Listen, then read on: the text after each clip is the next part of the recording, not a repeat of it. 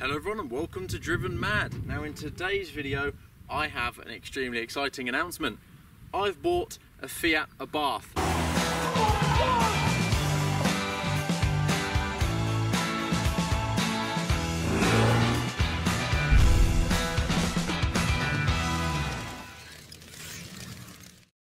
This car is a 2012 model and it actually has 120,000 kilometres on it, which is really high for one of these little cars. But out here in Portugal, it's really not that high. Most cars here have 200,000 on and they don't even bat an eyelid. What I'm going to do today is have a walk around of the car, show you all the interior, all the exterior, all the features I like. Of course, I'll tell you things I dislike and all the things that it has wrong with it. There's not much on that list, luckily. There's a lot more likes than dislikes. Now, underneath the bonnet of this car, I have a 160 horsepower 1.4 turbo. Now, this model comes with an IHI turbo, which is quite a small turbo, but it also means that there's no lag. And all of the facelift models come with a Garrett turbo, which of course has much more tuning capability.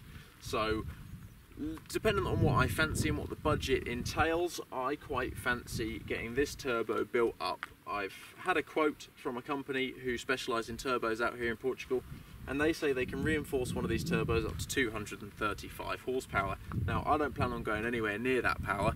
I would just like to be at competizione level, obviously without the competizione styling, because I personally think the spec of this car is absolutely perfecto.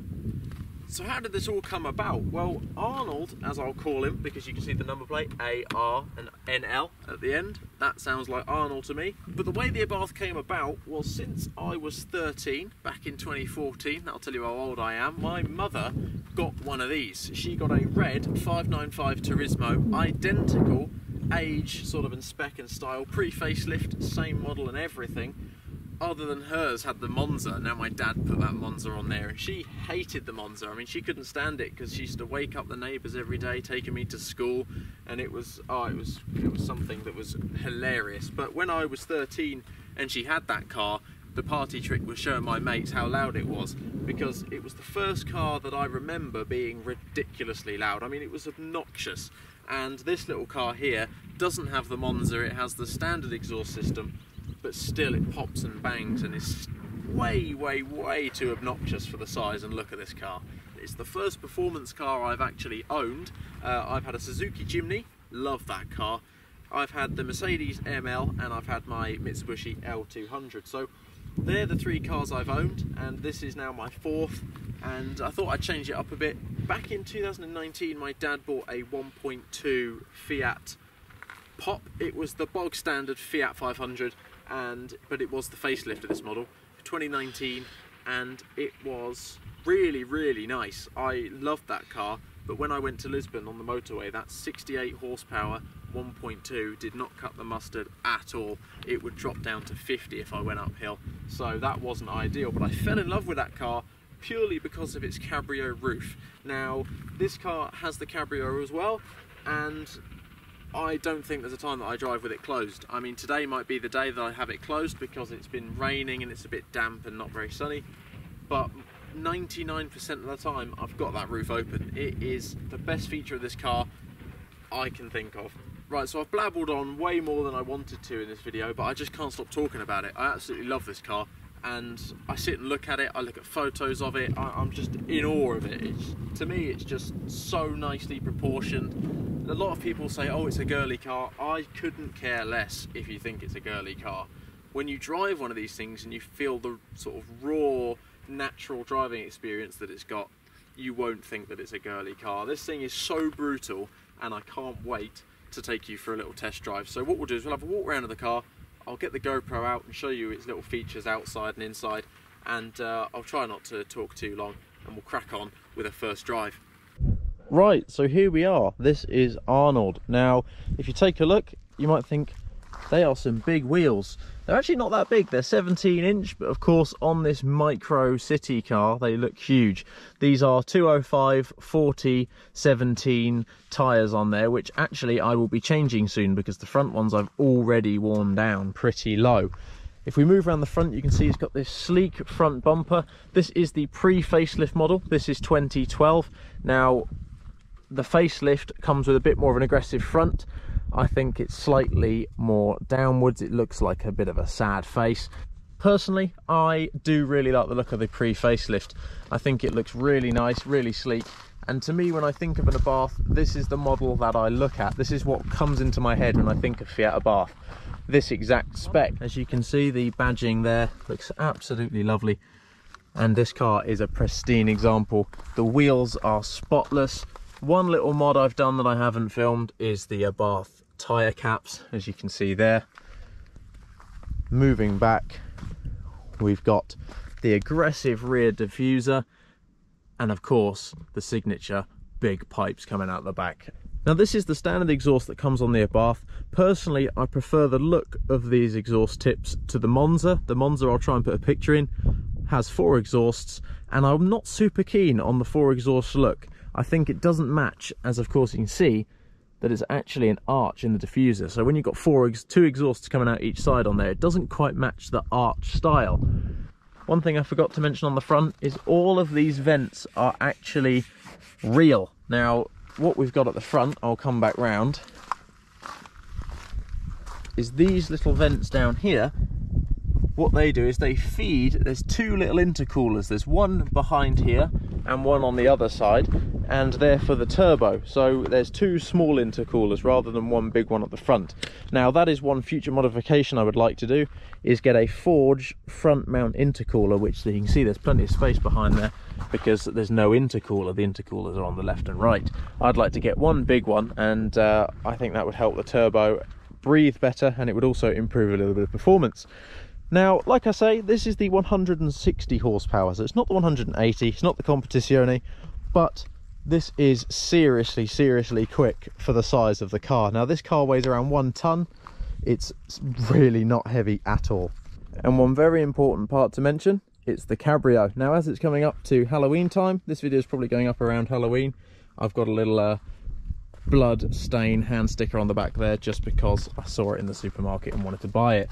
Now, moving in, I've got rear tinted windows slightly from factory, and we head inside to the red leather interior. Now, take a look at that. That is just gorgeous. Now, for me, the black with the red decals, the red mirrors and the red interior is just the perfect spec for me. As you can see in here, the leather is in really good condition, immaculate, and it's got these lovely racing style seats. These aren't the Competizione bucket seats. These ones are actually really comfy. Now, if we move over here, I'm going to start on the imperfections. You can see when I bought it, it had a dent on the airbag right here. So I've got a new airbag ready to go in. I'm still deciding whether to build up the bottle and do it myself or take it to someone to be done. I think I'm going to do it myself, but we'll wait and see about that. And also, which you may see, is this steering wheel really isn't in the greatest condition. It had been touched up, but I have recently cleaned it, and all of the sort of dye and paint has come off, and you can see that it's starting to look worse for wear again. And yes, I've got a new one of those as well, ready to go on. So moving down, I've put a Bath floor mats in just because the original ones it came with weren't brilliant, and these ones just look nice and clean. And of course we've got the signature Abarth pedals down there as well. Now moving in, we've got this soft, squidgy, nice arm bolster. Right, so I had to cut there as there were so many flies coming in. I've had to sort of hibernate in here. Now you can see I've got the Abarth automated manual gearbox. Now, a lot of people say this is the worst gearbox on record. I highly disagree, and I will explain that to you later on. Moving up, we've got automatic aircon. Of course, this is the nice spec one. It doesn't have the horrible turny dials, which even though my dad says he prefers, I actually do think this one looks a lot cleaner than the dials. Moving up, we got hazards, sport button. That one is very interesting. And then we've got the standard stereo, which I've tested and taken out. And for some reason, the little covers that you have to take off, these 3 have, let's just say, broken. So they're not going on. But I've got a new stereo unit, which will be going in as well. Right, so what I'm going to do is now show you what the back's like. Like so. We climb in. Oh, I get all my floor mats nice and muddy because I've parked in a dirty location, and we sit in. Now, actually, as a place to be, these chairs aren't bad at all. They're not too bad. I have little armrests here on the side, which I can do, and yeah, it's not that bad. Let's say if you're over 6 foot, I'm 6'2".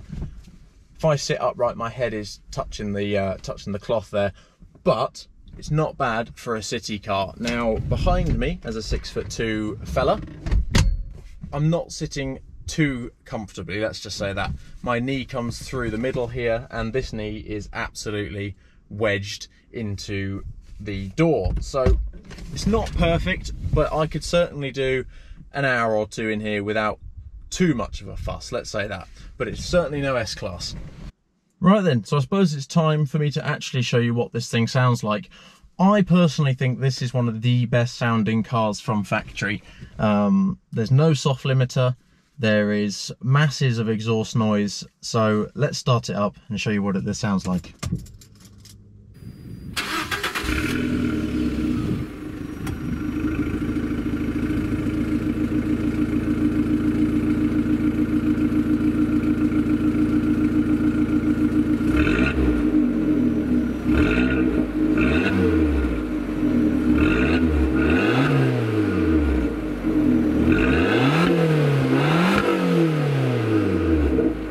I think it's about time we take it for a drive.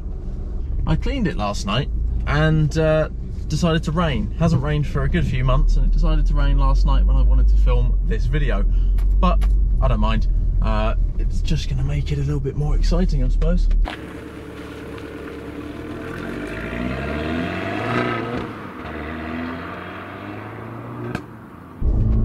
The Abarth. Now, I don't know how the sound quality is going to come out in this, but this car is quite loud, especially with the cabrio top, makes it slightly louder.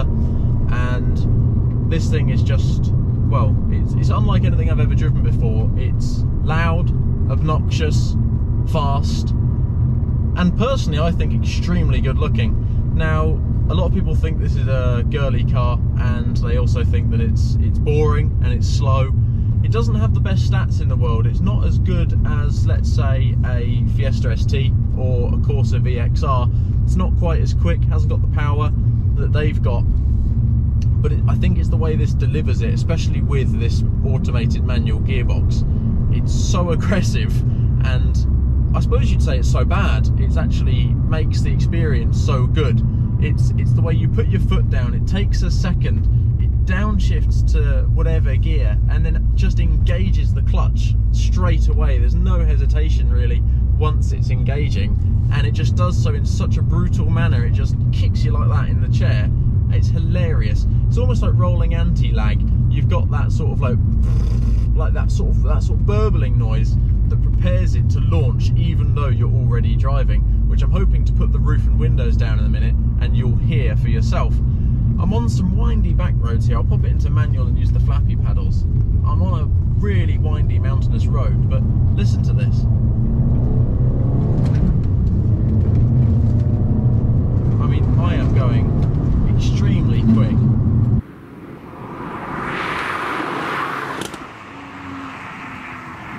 And it's just, it grips so well, it's so flat.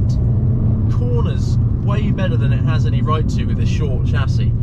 It's just amazing. There we go. Oh, and the shifts, if you're in manual, they're really quite quick. And it's just, I really, every time I drive it, the grin on my face, the expression of, my God, this car shouldn't be doing what I'm doing, every time. And it's the sound, it's just, I just don't know if you're going to be able to get the true perspective of that on camera. Now, if you're watching this video, I suppose you're interested in the Abarth, or you're interested in me and my dad, which is less likely. But if you've ever heard one of these in person, you'll know how exceptional they are for exhaust note. I mean, they don't sound like a 1.4. It pops, and it's like when you're rolling down the road on idle, that's when it sounds really unlike a little 4-cylinder engine, because it's so burbly. High revs, not so much. bang on the gears. It's just, this gearbox, I'm not sure whether you get it quite as much with the manual, probably only if you upgrade the exhaust, but this, with the automatic, it really makes it snap through the gears. And when it does snap through the gears, it bangs and pops out the back, which is really what makes the driving experience so amazing. So what I'm going to do now is I'm going to pop the roof open. You see, one press of a button and you've transformed the car yet again into something different. So what I'm going to do is plonk on the sunglasses, because it's actually quite a bright day. So I'm in the middle of a mountain at the moment. You hear that exhaust note? You hear the bang. If you want a mountain drive, you're not going to get one much better than this. You hardly have to, I mean, that's as tight a corner as you'll find, and you'll hardly have to cross over your hands. I mean, everything is flying around in here, but it's just so quick. I mean, it's just so quick.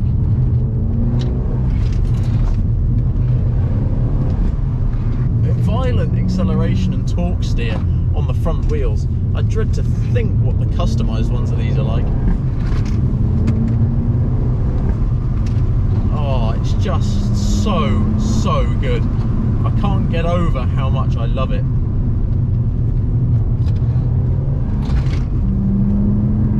I mean, can you hear that? I really hope you can hear that, because I love it.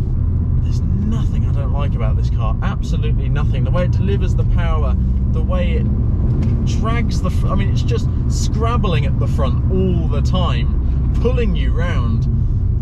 So cool. It's just so cool.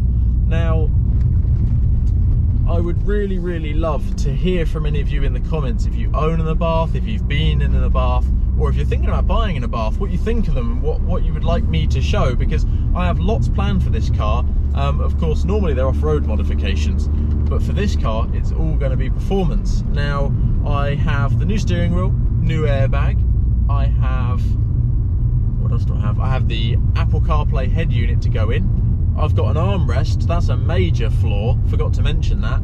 The armrest, look, there isn't one. In American models, you get the flip down double sort of captain chair armrests, but in the Euro you don't get anything. So I've got myself an Armster armrest, which I will be installing. So I've got a few little bits and bobs to do. I also plan on getting an exhaust. I'm going to make a video on that, trying to plan what exhaust to buy, because I still have no idea. I love the idea of an Akrapovic, but my god, they're expensive. And I also would like to get an intercooler, like I previously mentioned, and I would also like to get an induction kit to help improve airflow into the engine. So let me know in the comments any sort of upgrades you'd like to see me do to this thing, because there's so much on the internet.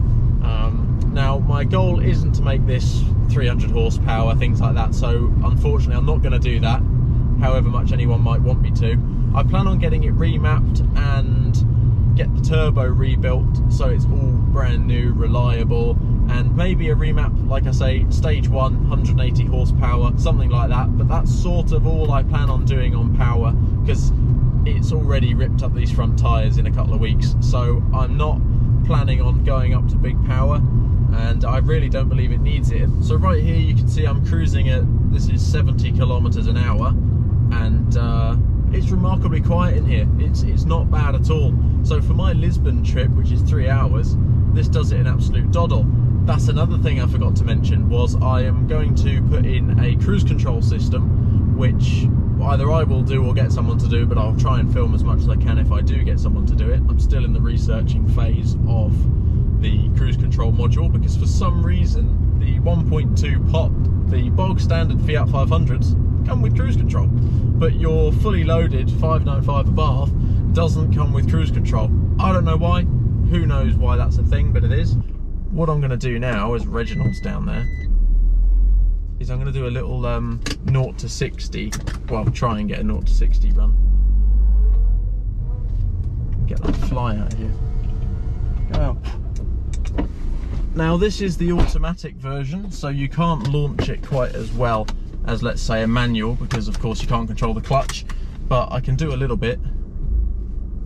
Right, you ready?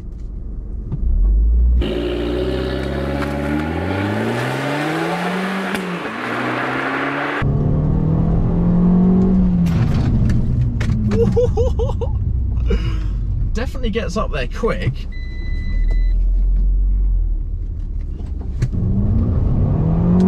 God, it's so quick.